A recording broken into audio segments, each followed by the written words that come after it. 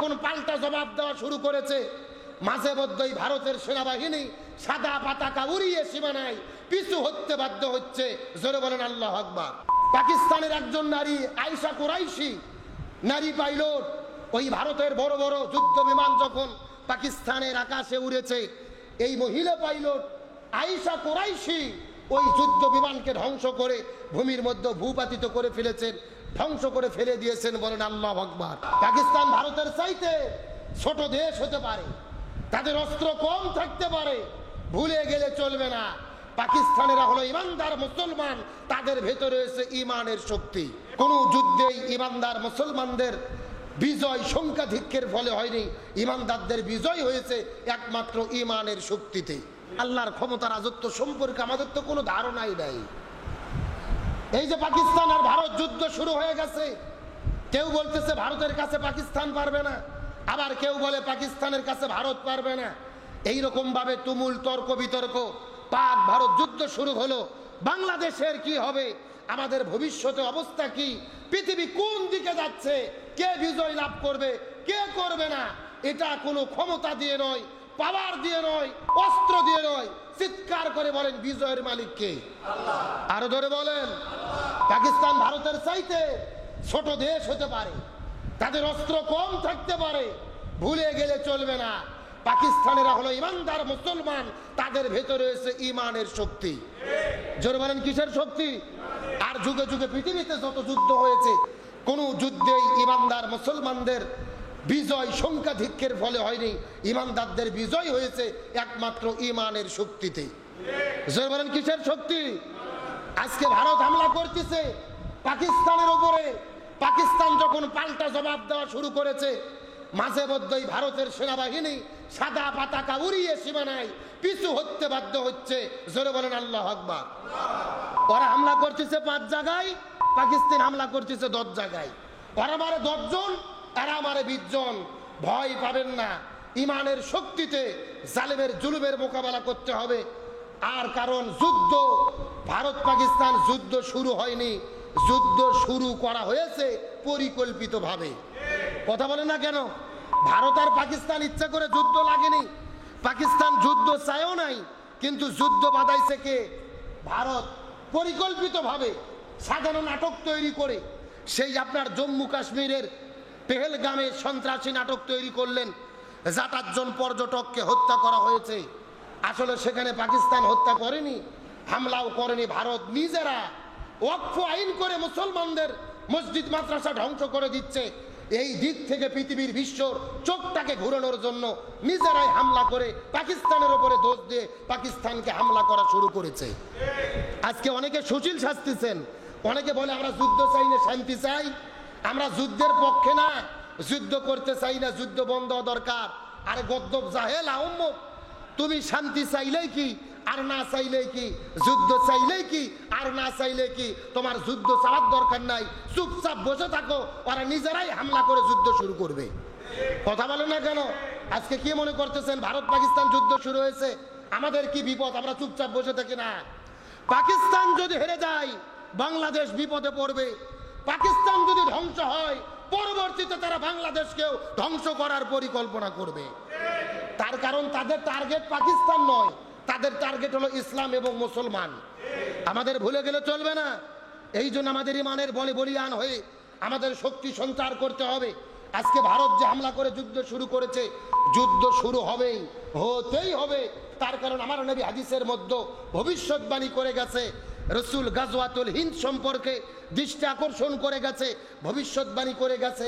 এখন বলেন রসুলের কথাকে মিথ্যা হবে? জোরে বলেন রসুলের ভবিষ্যৎবাণী মিথ্যা হবে?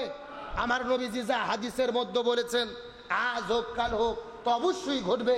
আমার নবী হাদিস শরীফের মধ্যে বলেন, সুনানে নাসাই শরীফ, মুসলিম ইবনে আহমদ হাদিস শরীফের মধ্যে এসেছেন, আমার নবী হাদিস শরীফের মধ্যে বলেন, 2 দল মানুষেরা কখনোই জাহান্নামে যাবে না, তারা জান্নাতের মধ্যে যাবে, জাহান্নামের আগুন তাদের পুড়তে পারবে না।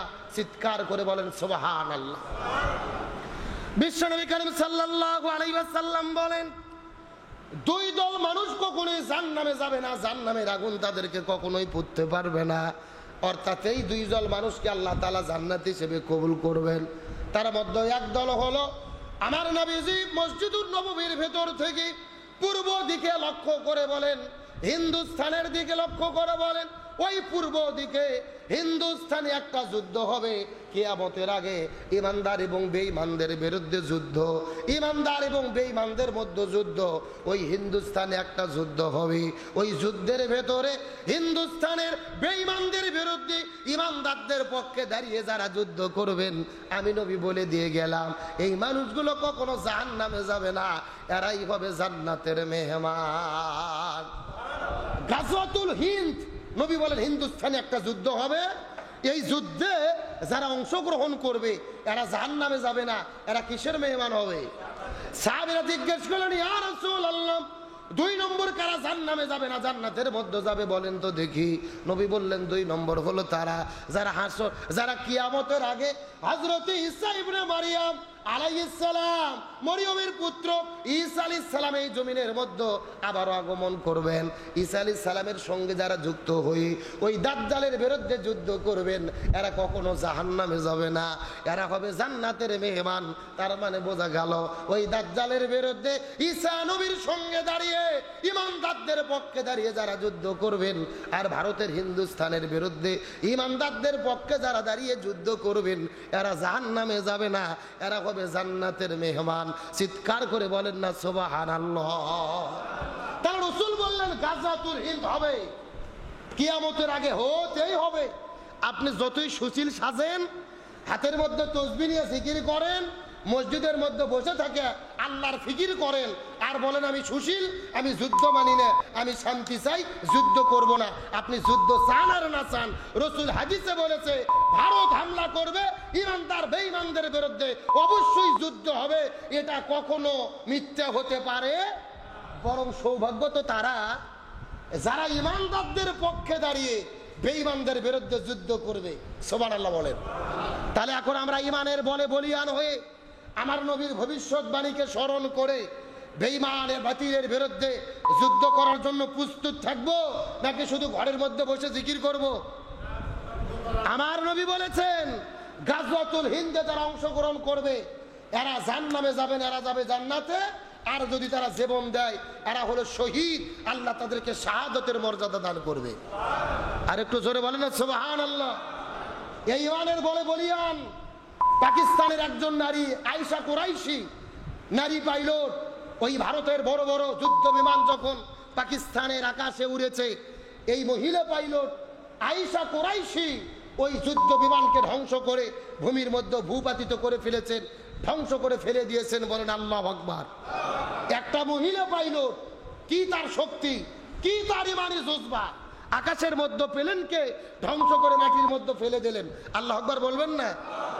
ভালো করে বোঝেন, ভারতের সংখ্যা বেশি হতে পারে, অস্ত্র বেশি হতে পারে, শক্তি বেশি হতে পারে, কিন্তু তাদের মনে কোনো ইমানি শক্তি নাই।